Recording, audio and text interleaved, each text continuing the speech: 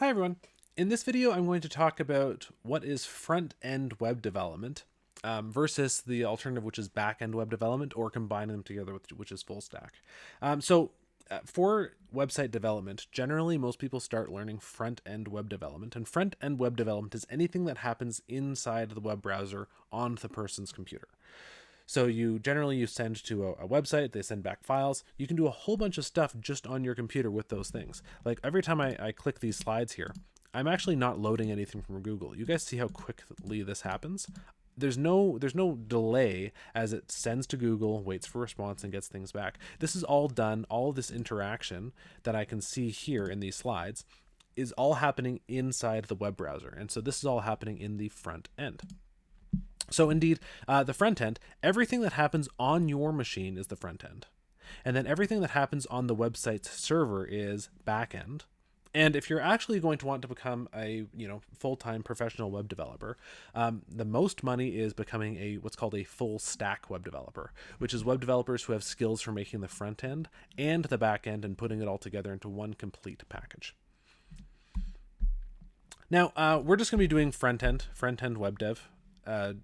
If you continue on in website design, generally the grade 11 or grade 12 level, you'll start to deal with the back end, of the websites. But we're just going to be working on front end for now.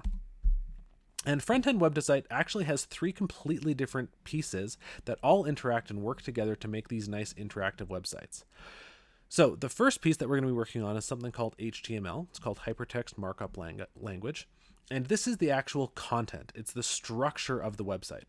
It says what your titles are. It says what your text are. All the text that's on this page is in the HTML of this website.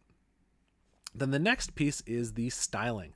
The cascading style sheets are the document that says how you should color things, how you should arrange things. The fact that this text is at an angle here is due to the styling of this text.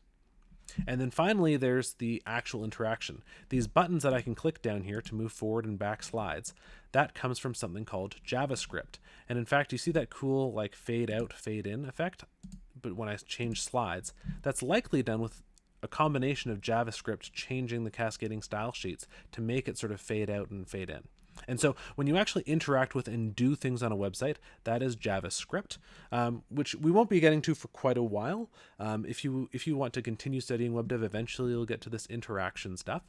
But you can make some quite interesting websites with just HTML and CSS. Oh. Okay, sorry about that misclick. So HTML, this is boring in black deliberately, because HTML is just the structure of the website. So it says something like, put a heading here, HTML. Put some text here, like your big paragraph. Put an image here. All of that stuff, that content, where you want content, the order content should go from blah, blah, blah, blah, blah, start to finish all the way down. That is your HTML for your website. You can think of it as the nouns of the website, the whats. We have a title, we have some text, we have some bullets. All of that is the HTML.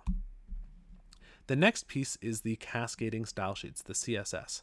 The CSS is the styling. Things like making this header green, making that text green, is happening in the style sheet on this Google Slides webpage.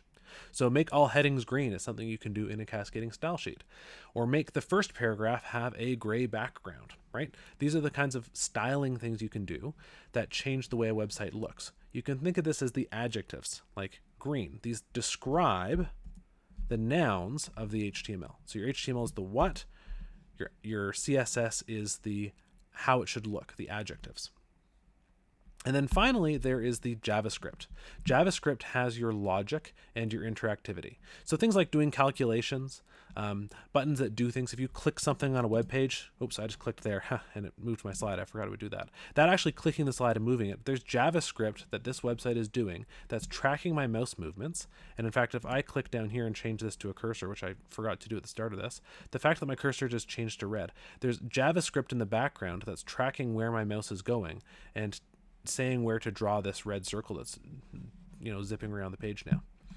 And that button that changes between regular cursor and the red highlight cursor is JavaScript.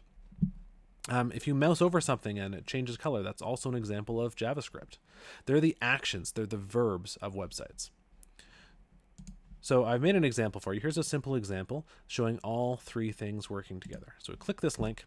You can do this as well. This will take you to something called JS Fiddle. JS Fiddle is a nice little, sort of playground if you want to do something simple.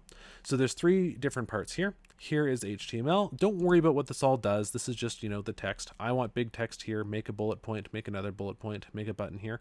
This is all of the the nouns of the website.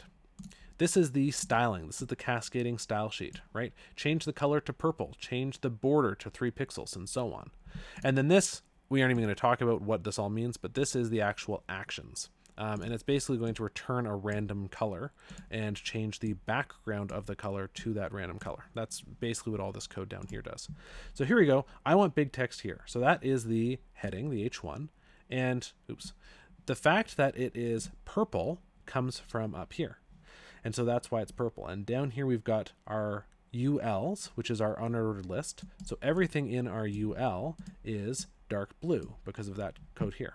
And then finally there's a button, and this button, this JavaScript is attached to the button, and it says when you click, change the color of the page background to a random color. And every single time I click as fast as I want, boom, boom, boom, boom, boom. And you'll notice there's no loading. This JS Fiddle is not reloading every single time I click. That's because my computer actually knows how to interpret this code that's running in the background to change the background color of the website. And so this is what we're going to be talking about in this course in terms of web design. We're going to be focusing on HTML first, then we're going to get into CSS, and we probably aren't actually going to get into JavaScript in this course, but I just wanted you guys to see the three sides or the three different layers of front-end web development.